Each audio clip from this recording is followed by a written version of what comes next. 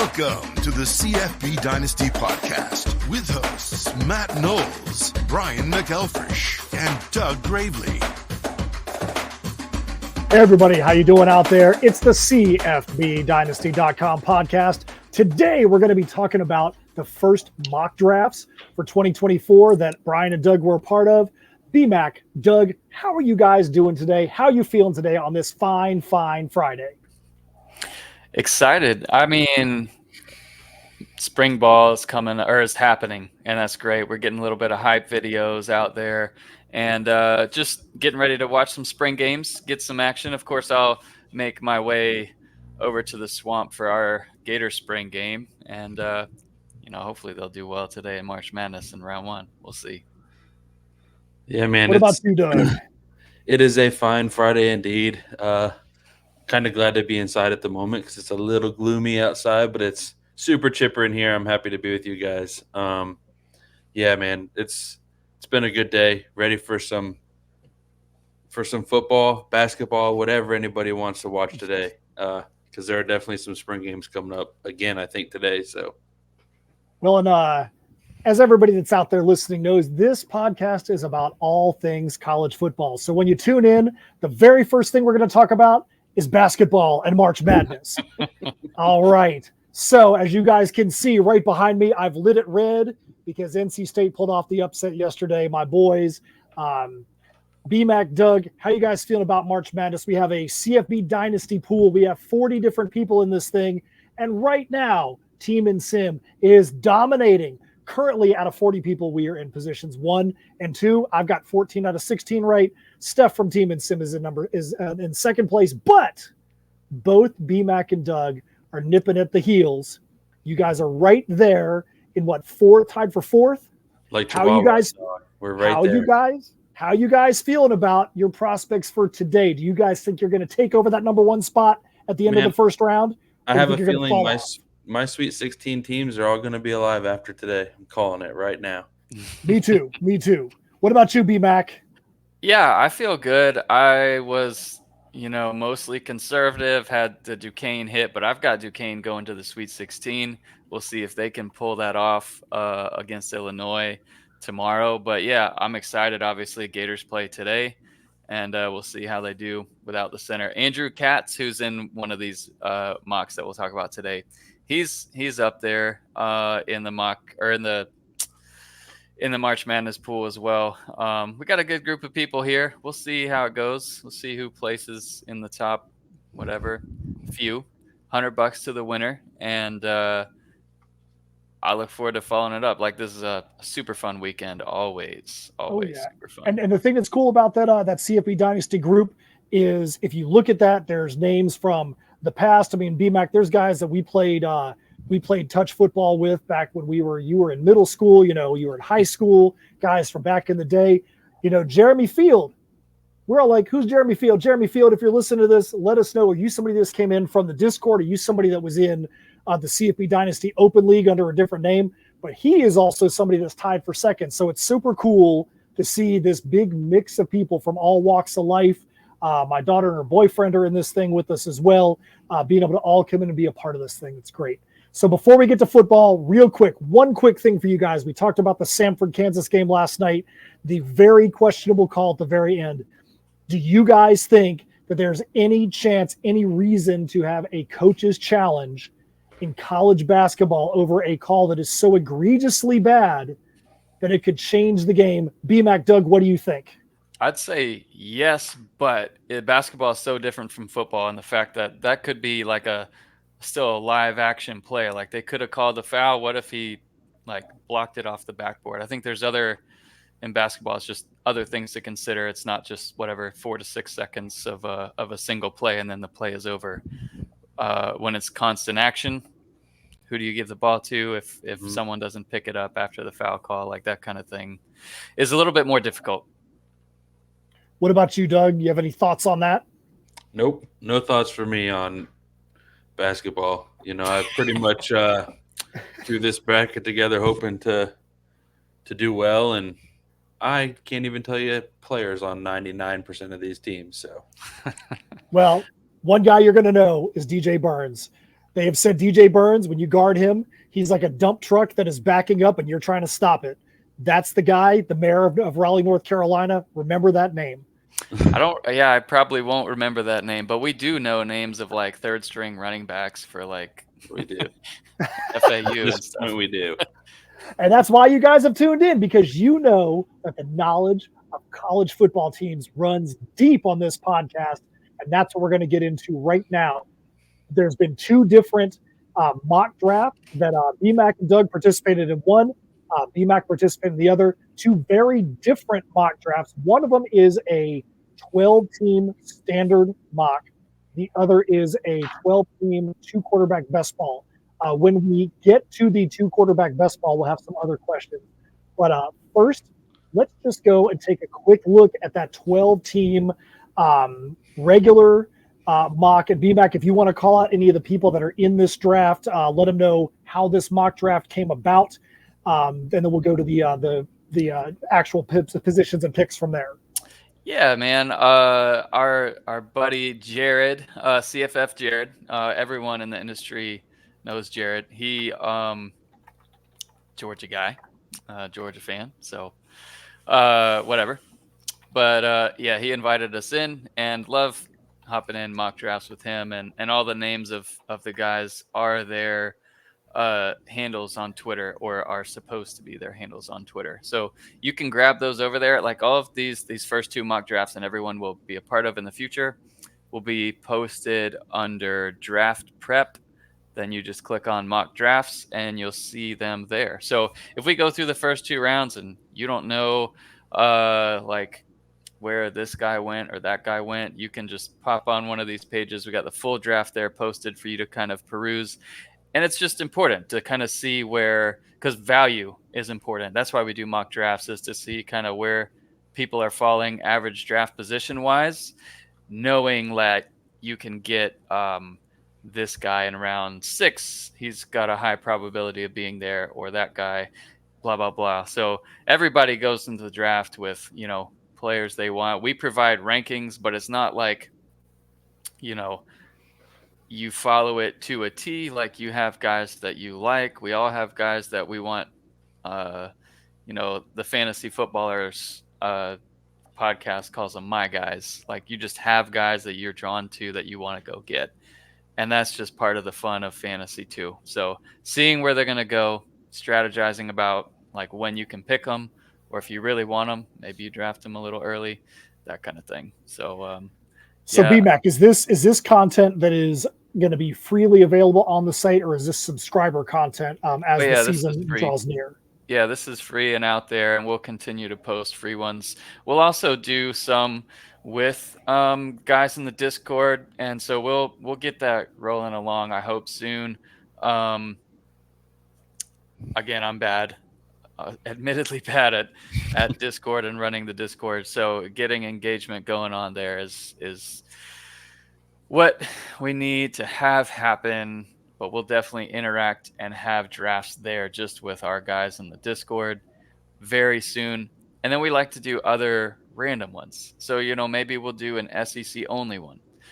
Maybe we'll do an SEC, Big Ten, Notre Dame, whatever. Because that's the part of the fun of college fantasy football is there's so many different league setups. And, we'll have different mock drafts to kind of see how deep a 12-round draft goes of just Big Ten players. There's some crazy leagues out there, and I know that. All right, so we'll get right down to it. So BMAC on the screen has got the first couple of rounds pulled up. So right there at number 1, you talked about my guys. One of my guys right there at the top, the very first pick, my master PJ, was Ashton Genty from Boise State.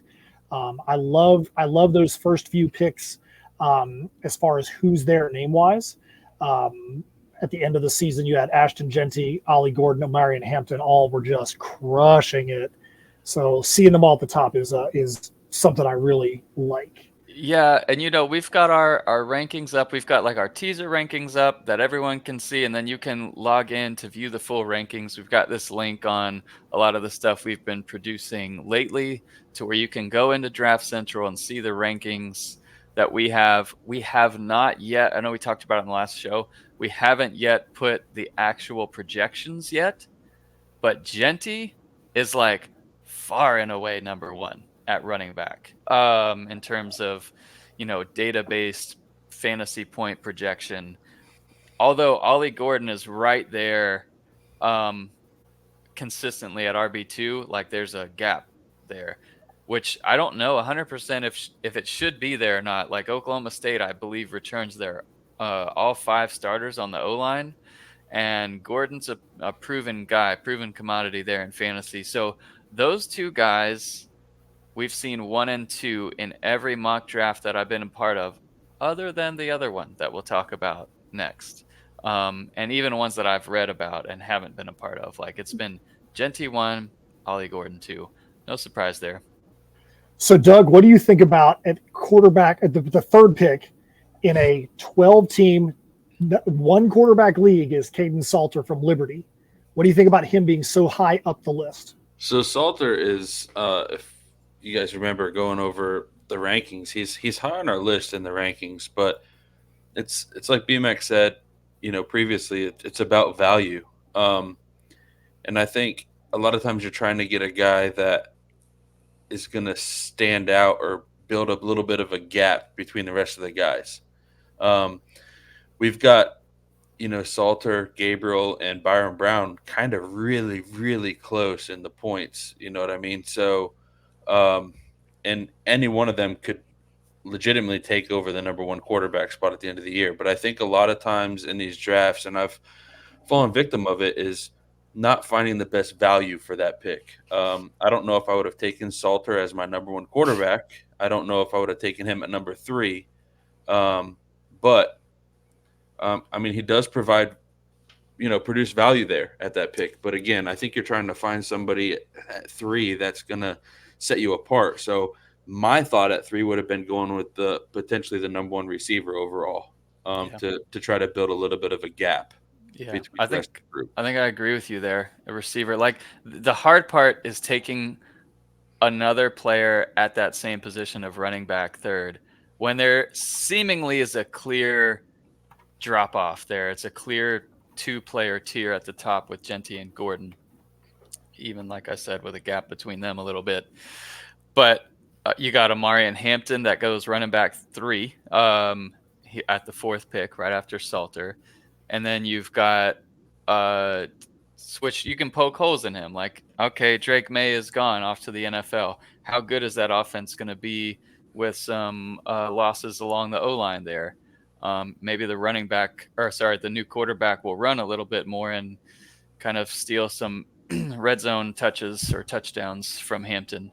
And UNC's also got a much deeper running back core as well that you might be able to see other running backs steal some stuff from him. Omarion Hampton was the hot guy at the end of the season last year. Maybe somebody else comes in and gets hot and takes some of that, which you probably aren't going to see as much with Genty at Boise. Yeah, and Darius Taylor, awesome. Love Darius Taylor at Minnesota. I think he's way up there on our rankings. But you can poke a hole, too, where you want to see him finish the season without getting hurt. And we'll see. But I think the drop off there makes that 3rd pick really difficult. I agree. I would not hate on the Salter pick at all. Like I think Salter's going to be great returning there. And then you've also, got top wide receivers to go after. But who would you say is your top receiver, Doug? I see Ted McMillan goes 5th there as the first receiver off the board. How do you feel about that? I mean, I think it's going to be super close between him and Horton, honestly. But I think McMillan, to me, what he did last year, the quarterback is back. Their connection was insane. He's not going to have Cowing fighting for catches. Yeah. I think McMillan is potentially going to be RB. Oh my goodness, wide receiver 1. This would be a great clip for us to cut up and push out to everyone. To make that into a meme right there. You guys can show how organized my brain is sometimes, but it's that Friday brain. But yeah, man, I think he's going to be far and away wide receiver 1. And it could be by a pretty big margin, honestly. I think the one thing that, this is not about Ted McMill, but I think the one thing that we want to make sure people know out there is this is a 12-team draft that is a snake draft. We do some drafts that are going to be a standard 1 through 12, 1 through 12. So the person who picked at number 3 that took the QB, it's going to be interesting when we come back around to see what they picked at the end of the second round to kind of go along with that quarterback. Maybe there was some strategy there as well. So always keep that in mind too, because you might not want that person at a specific pick, but you might not pick again for 20. So you might have to reach because you might not have that position available to you 20 picks later. So Darius Taylor goes next as the 4th running back off the board at 6. Now, he was hurt a lot of the year, like played one game in October, and he was kind of like not quite ready, and like re-injured himself and then didn't play again till the bowl game. But the first 3 games of the year, now this is also not against the best defenses. And you're dealing with Minnesota here. So there's a little bit of a cloud of doubt in terms of how this will scan across a full season. But he goes for 33 carries against Eastern Michigan, 193 yards and a touchdown. Then against UNC in a loss, 138 yards and a touchdown. And then at Northwestern in a loss, 198 yards and 2 touchdowns. Then finally healthy again in the bowl game against Bowling Green, 35 carries, 208 yards and a touchdown. So if you can get that kind of production and stay healthy, those kind of touches and stay healthy, Darius Taylor's a great pick there at 6.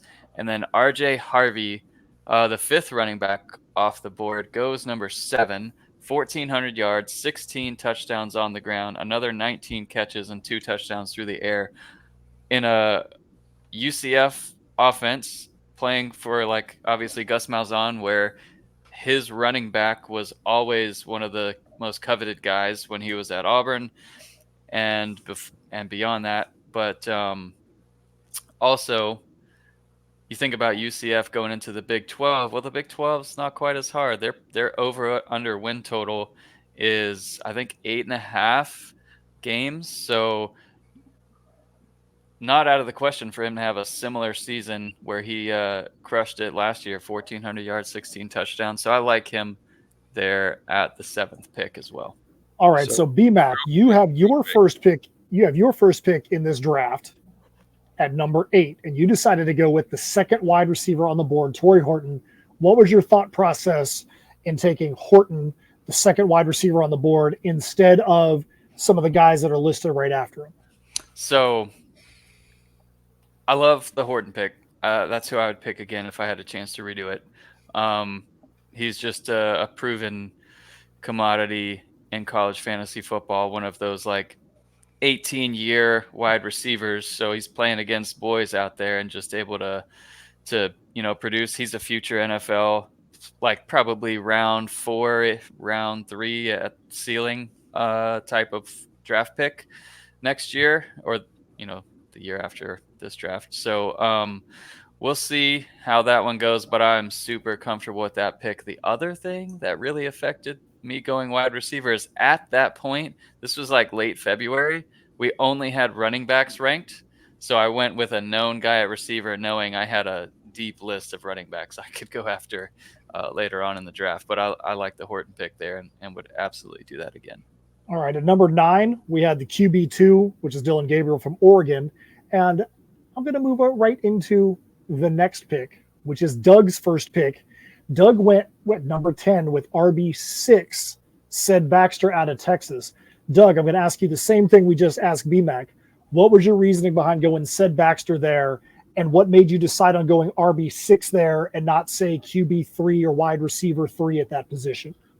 So the QB that I wanted, I was convinced was going to fall to me in the 2nd round because of how the draft was going. So I waited on QB. And I tend to believe, and based off our rankings, that CJ Baxter could be the number 3 running back in fantasy this Could be. year. And I like him more, honestly, than people like a Darius Taylor right now. For simple reasons that Darius Taylor's team is kind of gone. His quarterback's gone. Bangora.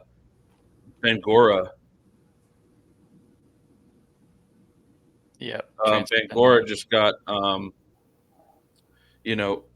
or transferred to Minnesota as well, which gives Taylor competition, which he had last year a little bit in Evans, but Bangor is more proven.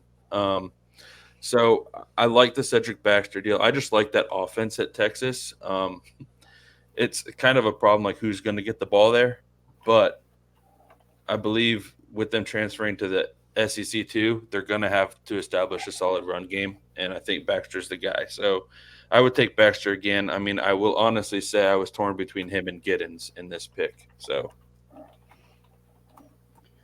all right. Yeah. So, what you got, B-Mac? I was just saying, I love the next two picks, honestly, like Evan Stewart, Luther Burden, wide receiver 3 and 4. And I know you can take the next one, Matt, but those two guys have, probably the two most talented wide receivers in the game. The two best NFL prospects would be those two guys, in my opinion. It's going to be interesting to see how the ball is spread around at Oregon with Gabriel.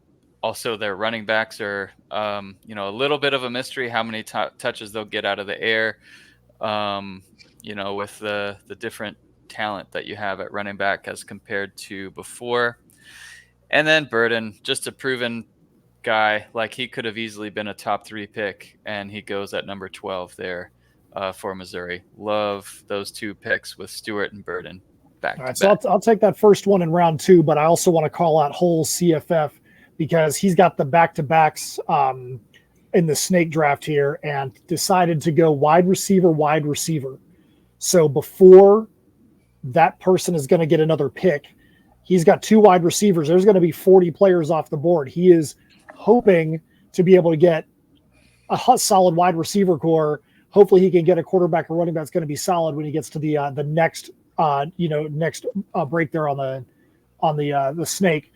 So he went with Luther Burden at 112, and then at 2-1 he went with my guy Kevin Concepcion from NC State. So Concepcion is an interesting case this year because you've got a veteran solid quarterback in Grayson McCall coming in to hopefully be able to continue to get him the ball. They had one of the best portal classes, transfer classes coming in, so they had tons of talent come in at every position, skill position on the offense, and then they also had for NC State, a historic wide receiver class come in. So he is basically the one guy that is the consistent. So I think that even though he's got so much change happening around him at NC State, he's probably going to have his numbers boom because that's the one guy that everybody knows is going to be there and going to be consistent. I really like that Concepcion pick there. That's what you got out of him last year. The weird thing is all of his touchdowns, he had 10 touchdowns. They came in 5 games. He had 2 apiece in all of those 5 games. He never had a single touchdown game. So you were kind of either really happy or a little bit disappointed the rest of those games. He had a couple games where he disappeared against Louisville. That was a 13-10 finish. 1 catch, 7 yards. And then later on in the season against Wake in a win, 3 catches, 19 yards. But other than those 2 games, he was really consistent, getting a minimum of 5 catches and kind of frequently hitting that triple-digit mark in the yards there. So I think the thing for him that's going to be big is the 2 quarterbacks we had last year were much more run-based with very, very questionable arm and accuracy. And I think that Grayson McCall being a true quarterback is going to help him out. But enough about him. Let's continue to move on. So B-Mac, Doug, why don't you take? You know what? I'll take this pick 2. So we got UNLV Ricky White. B-Mac, what do you think about Ricky White, wide receiver 6 there at the 14th pick? UNLV receiver. He had 88 catches, 1,400 yards, 8 touchdowns last year. No reason to think he doesn't do that or better this year. With his probability of getting more touchdowns is up. Like, he's like clearly a go-to target. Could be a top 3 receiver selected. and just happens to be there at wide receiver 6. So love the pick. All right, and then we're going to roll back around. Doug, you said at your pick 10 that you felt like the quarterback you wanted was going to slip a little bit. You were going to be able to take somebody else at a different position first. We're here at pick 3, overall 15. You've got Byron Brown from South Florida. So talk about this quarterback that you wanted right here at that pick 15. So this is a quarterback that, I mean, you guys know I have in our league too. Used a pickup on him. Man, he had over 200 carries last year. Shy of 1,000 yards, but 11 rushing touchdowns, over 3,000 passing yards, 26 touchdowns. And he gets his number 1 receiver back in Sean Atkins. Absolutely. And we have 2 quarterbacks right now that we have projected over 400 fantasy points, and he's one of them. I had a feeling that a string of receivers was going to go because, to me, the top running backs were gone. So receivers were next. And I went with my gut. I mean, I'm glad I did. I'm happy with the Byron Brown pick because he's one of those guys, I talked about it earlier, based off value and getting him in the second round.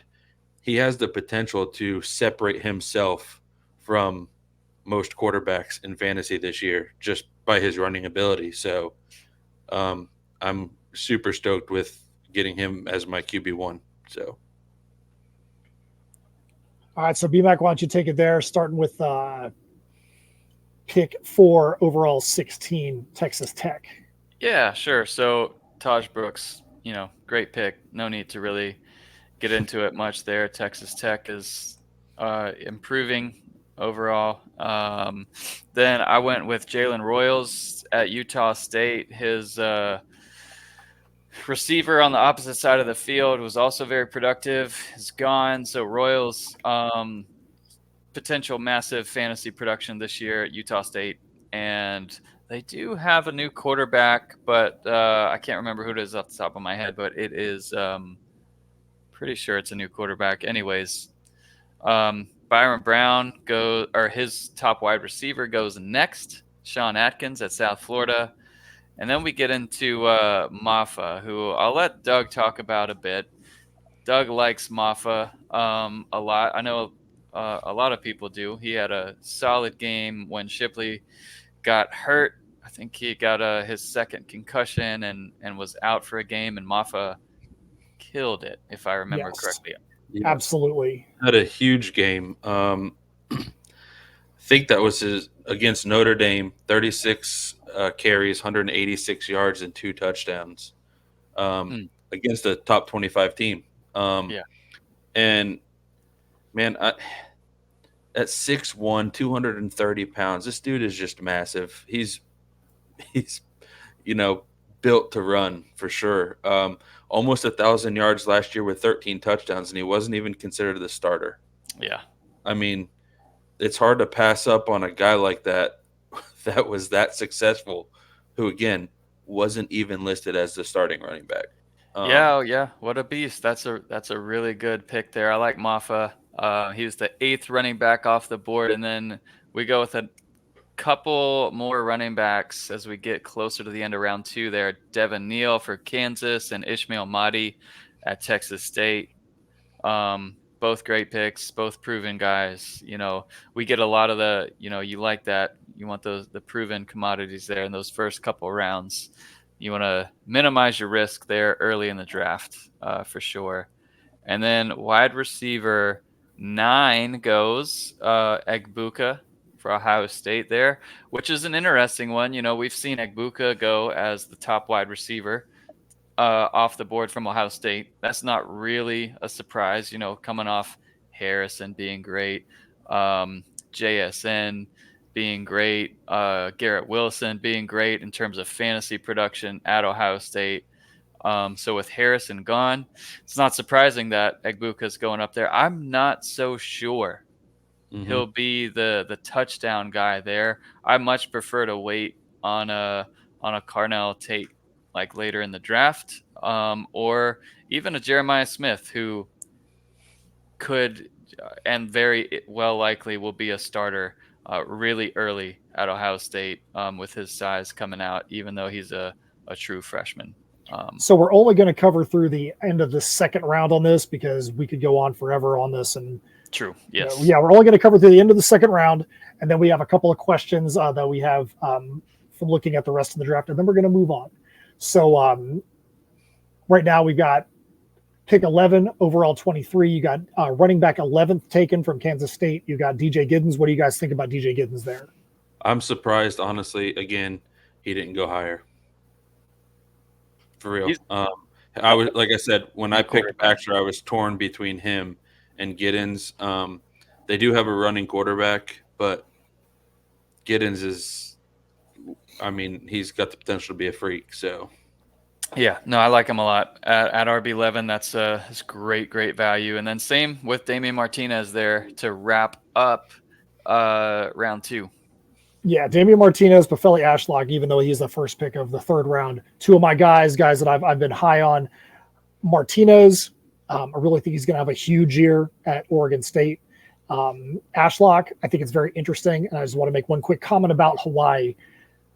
Especially in the last couple of years, if you pick somebody from Hawaii, you need to be very, very careful about when you pick them and what their usage is going to be, because Hawaii, more than any other team, and I think the statistics would agree with me on this, Hawaii is so much better of a team at home than they are on the road that Ashlock had sometimes he just absolutely disappeared, and most of the time you're going to see those players disappear when they're making that big trek all the way from the islands to the mainland.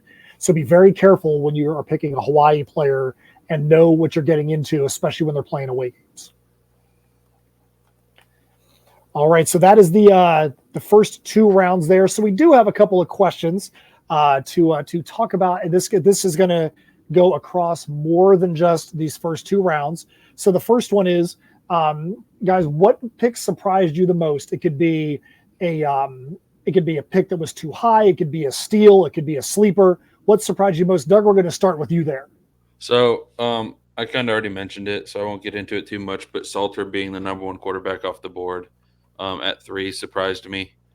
And then my heartbreak is Harrison Whaley, RB51. Oh, it breaks my heart so much because I've been counting on this guy, in fantasy for years. And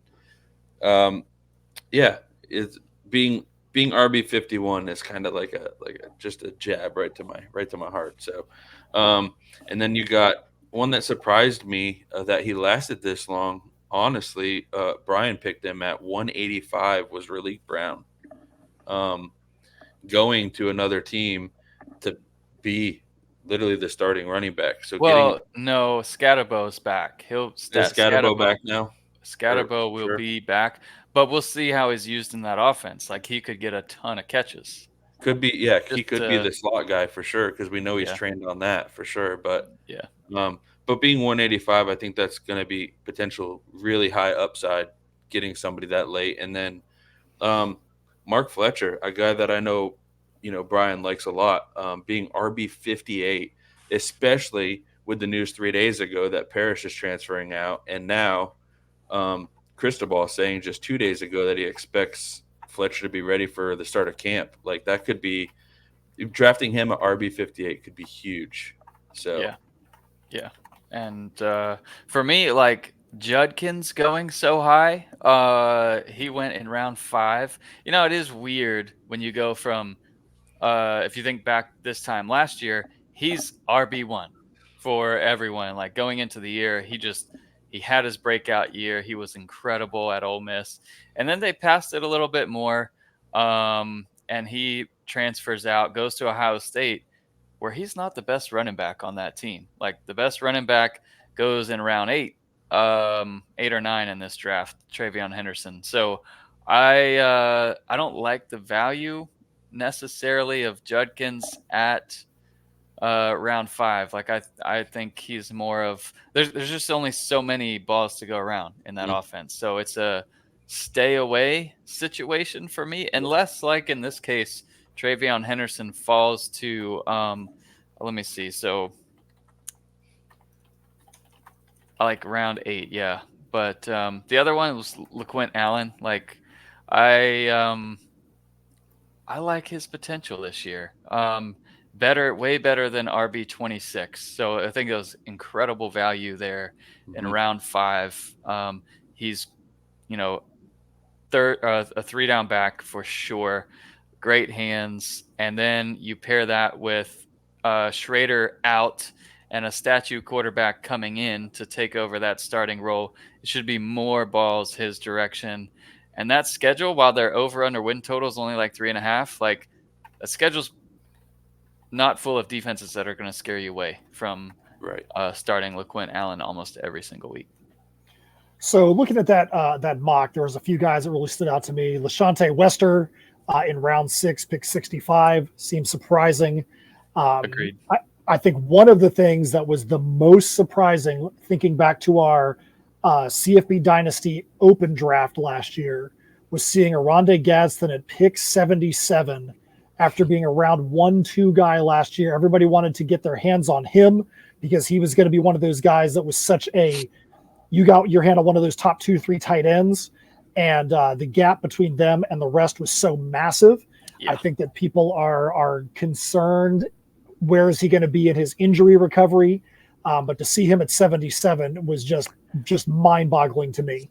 Yeah, it's I think that's one mind-boggling. of the best picks in the draft. But I was going to say, to me, we talk about this so many times, somebody that can, extend your points as, compared to other players on position. Aronde Gadsden could be that guy. And for him to get picked at 77 could be a super big steal for sure. Yeah, for him to be relisted as tight end is a huge advantage for anybody that's got him. So shout out Gordy Miller. Then Nick Singleton from Penn State being around 8, pick 90.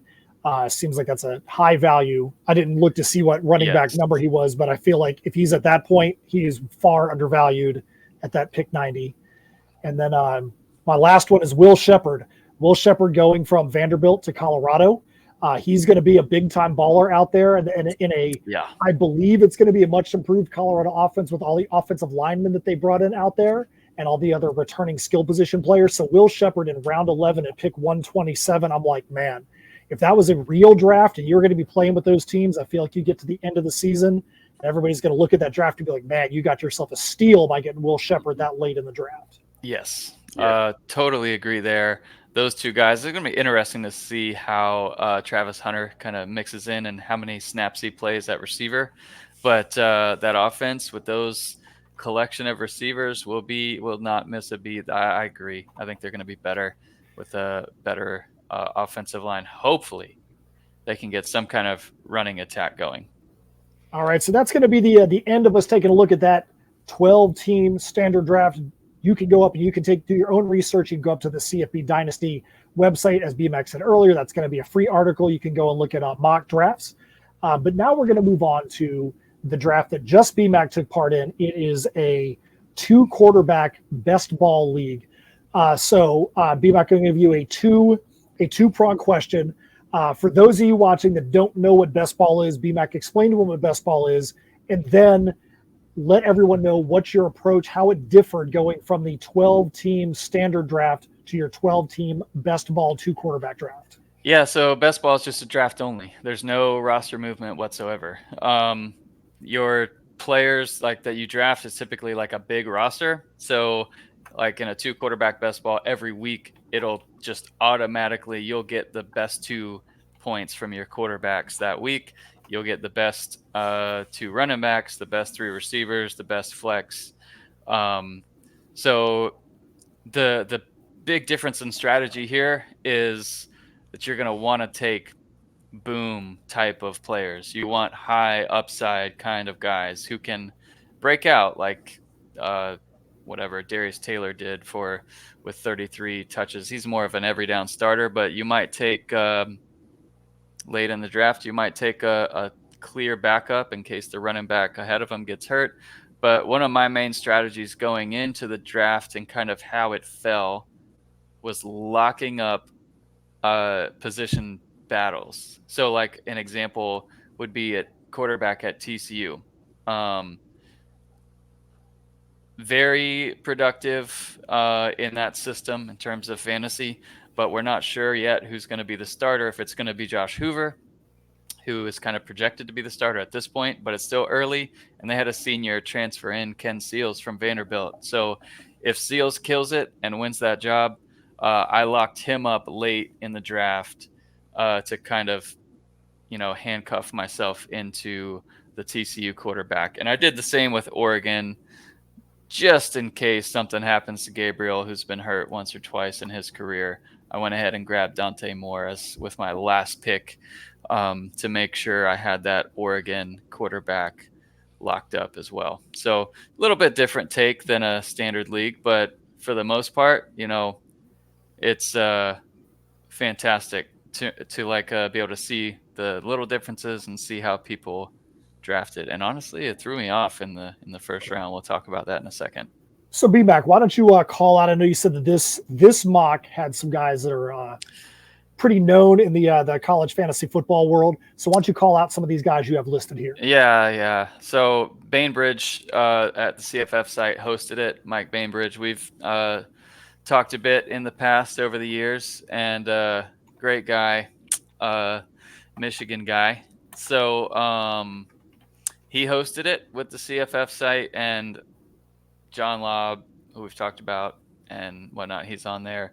Kevin DuBois_22 on Twitter. So we've got all of these guys with their Twitter profile links, so you can check them out too. Jared, who we talked about earlier, Froton, Chris K, Andrew Katz, who we've talked with in the past. Same with Justin over at Insider CFF, CFF Champ, CFF guys, and Greg Brandt at DevyWarehouse. So all of those guys are linked to there. So it's fun. It's one of those where, hey, this influences me a little bit, to be honest. Like, I have a lot of respect for all of these guys and their research, and we all kind of have our own flavor, our own take on different things. And those guys are smart. They do great work. And so, yeah, certainly these will help influence the CFB Dynasty rankings as well. Yeah, and I think too, one of the differences, just looking at who's in here, you could go into, a lot of us play pro fantasy football. I mean, everybody that plays college is playing pro as well, most likely. And we're in some drafts that are just, online leagues. And there's probably going to be a few people in those leagues that are complete duds. They're just there. They have no idea what they're doing. And you could be like, you know what? Maybe 2 or 3 of these guys are going to make a not so fresh pick, and I might be able to slide by. You see a group of guys like this in your draft, you're not sliding by on anything. These guys are intelligent. They know their stuff. So BMAC, I feel like, without putting words in your mouth, you're like, I need to be prepared in this thing so that I don't get embarrassed, so I can show I'm at the same level as these guys from a knowledge base, from a prep base. So that kind of puts you in a different spot when you're going into this draft. Yeah, there's a level of that where you don't want to make an embarrassing pick or whatever. But also, it is March, so there's a lot of things to change. And there's a $5 best ball, so I like that. I think Bainbridge does it the right way, where you put in a little bit of money, so everyone is definitely paying attention. But without the money, yeah, you got my full attention, certainly with this crew. So, like, right off the bat, so unless you had anything else to cover. No, I think that the one thing that we wanted to call out is just, if you look at this now, if you go to the website right now, the positions aren't listed on the article. We were trying to get it up really quick before we went live on the podcast. But if you look at some of those names, we covered many of them in the previous podcast.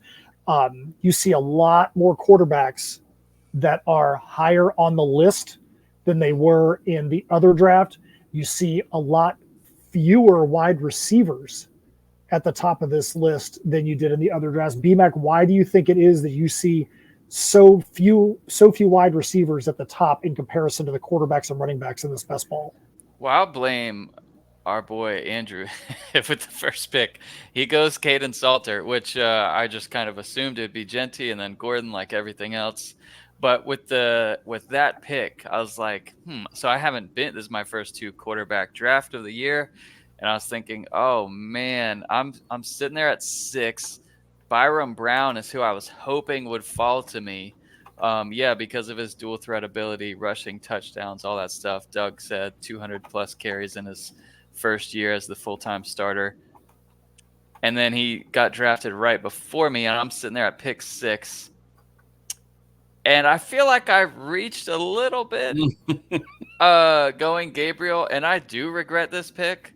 Like, I wish I would have taken Horton just like I did in that last draft, because I thought, like at that point, I didn't know. I thought quarterbacks were trending to go off the board way faster, and I didn't want to get stuck in a 2-quarterback league coming around to my next pick and have either way you're going to have some good options, but I wanted to have a couple top guys that I could rely on really good points week in and week out. I'm not saying Gabriel is a bad pick there, but if I had a chance to do it over, Froton next pick goes Horton, which my heart sunk a little bit. I wish I had immediate regret there.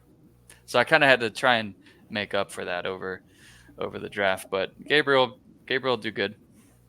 So Doug, you know how every year in the NFL draft, there'll be somebody that slips in the draft, and then they'll go and call out, I got drafted at 28. I'm calling out the other 27 teams that passed on me, and I've got you on my list. So when you look at this draft, I want to know what you would say to all these owners. Your guy that you picked first in that 12-team draft, said Baxter, goes 26th in this draft. What do you think about all these guys that went 25 picks before they picked said Baxter from Texas? What do you have to say to call these fellas out? Oh, man. Again, these guys are super knowledgeable. They put a lot of work into this too. And it's tough. So I like Cedric Baxter a lot.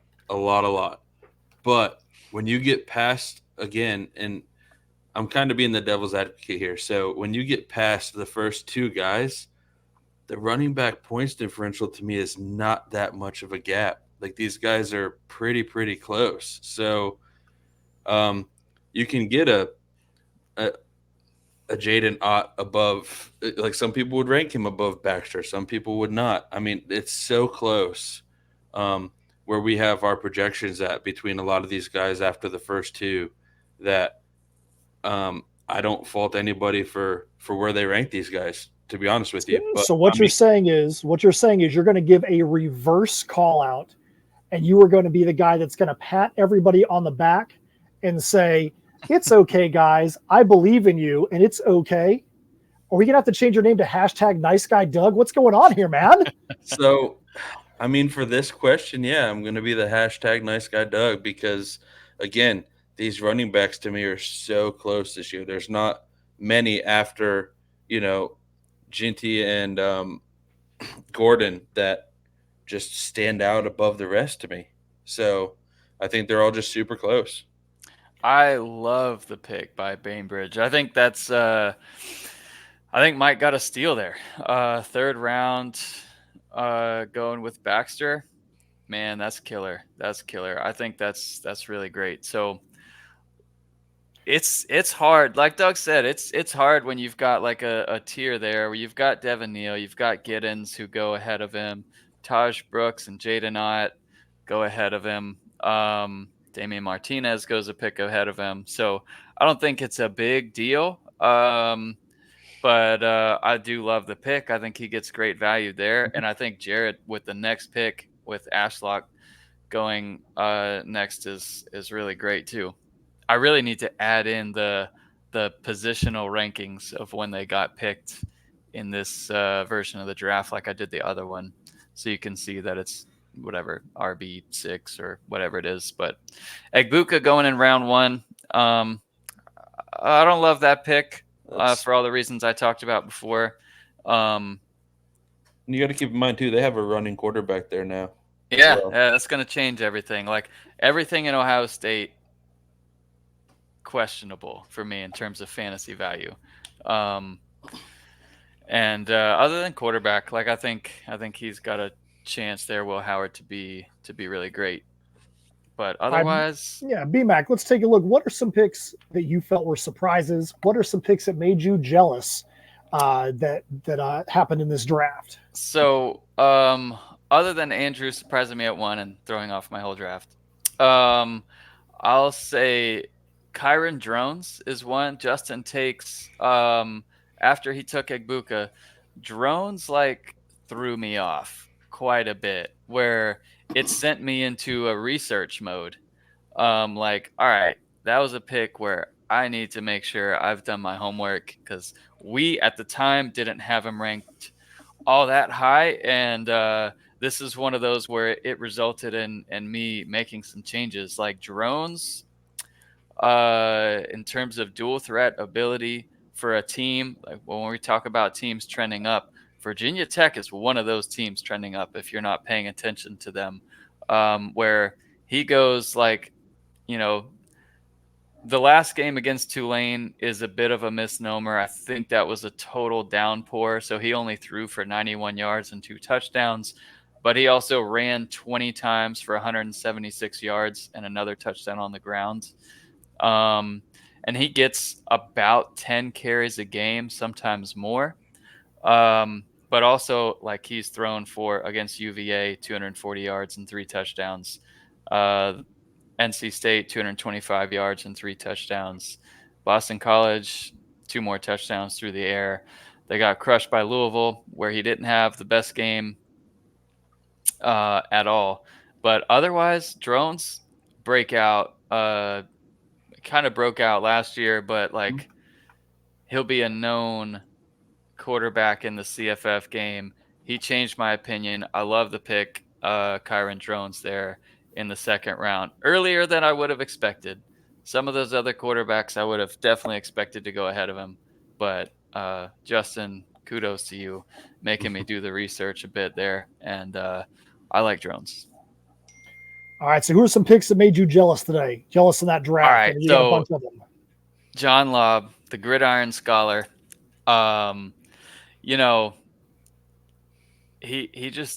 He did a really good job taking talent, but what he did on the end of round 5 and 6, I don't know that you could get 2 more talented players in those rounds. Zachariah Brandt at USC, a pass-heavy offense with a new quarterback taking over who's going to run, I think, less than Caleb Williams did. Not that Caleb Williams ran a lot, but he's still a little bit of a dual threat kind of guy. Branch is freaking incredible. So this pick there, I absolutely loved it. Could be wide receiver 1, could have a big time breakout season, as well as Nick Singleton, who has shown the talent, has split the carries so far in his career, and we kind of expect that to continue. But they have a new OC coming in this year. Things are going to change in that offense. Drew Aller should be better. Maybe they favor Singleton a little bit more. Maybe they use him more in the passing game. The talent there that he gets with Branch and Singleton, 2 players that I love. Yeah, it made me jealous. I was crushing on John Laub's picks a little bit there for sure. Wester in round 7 was another one. You talked about him in the last draft. I agree. Could have a monster year. I think 108 catches last year. And going to a great potential passing offense. Laub again. Kyron Lacey, round 9, great pick. And then round 12, Kanye Roberts, sorry. Loved that pick in round 12. He could break out this year and be App State's go-to guy, but we'll see. We'll see if he wins that job outright. But those are some picks there that I was crushing on a little bit. All right, so BMAC, you had one last thing you wanted to cover real quick before we wrap up the mock draft discussion. You wanted to specifically call out your best ball QB strategy when it comes to position battles. Oh, we did hit that in the intro though, so we've got that covered. And okay, cool. Yeah, you can go down to the last pick. This was 35 rounds long of crazy goodness, but yeah, my last few rounds, I was taking handcuffs to make sure I get top quarterback passing offenses kind of locked up in case of injury or in case of a position battle change. BMAC, 35 rounds. How long did it take you guys to complete that draft? 6 days or so, I think. That's actually not bad. That's actually not bad. Yeah, it wasn't too bad. Like Jared and Mike did a great job kind of moving everybody along. All right, so there you have it. That is our podcast on looking at some of the initial mock drafts for this year, a couple of different mock drafts. Just a reminder, our rankings are all up on the website. There will be some changes. There will be some call-outs that'll happen from time to time as the off season and as we lead up and we build up towards the 2024 season happen. We'll try to make sure you guys know when any kind of major movement happens in there and why that happens. So, Doug, BMAC, anything else you want to say? Anything else you want to talk about real quick before we get the heck out of here for today? Man, I think we covered it, man. Yeah, I'm excited to get together. We'll go over some ranking stuff, make some adjustments, and keep you guys in the loop on the Discord first. And maybe we'll actually share some things out on social media. We'll see.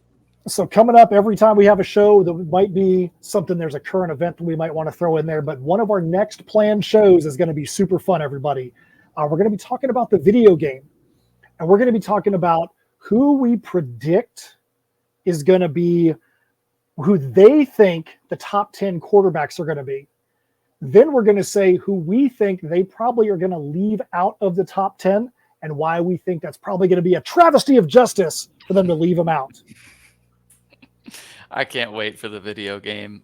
I don't know how my life's going to change. Like before the video game, or back when the video game existed and came out every year, that was too big of a part of my life, I will say. Yes, I agree. Me too.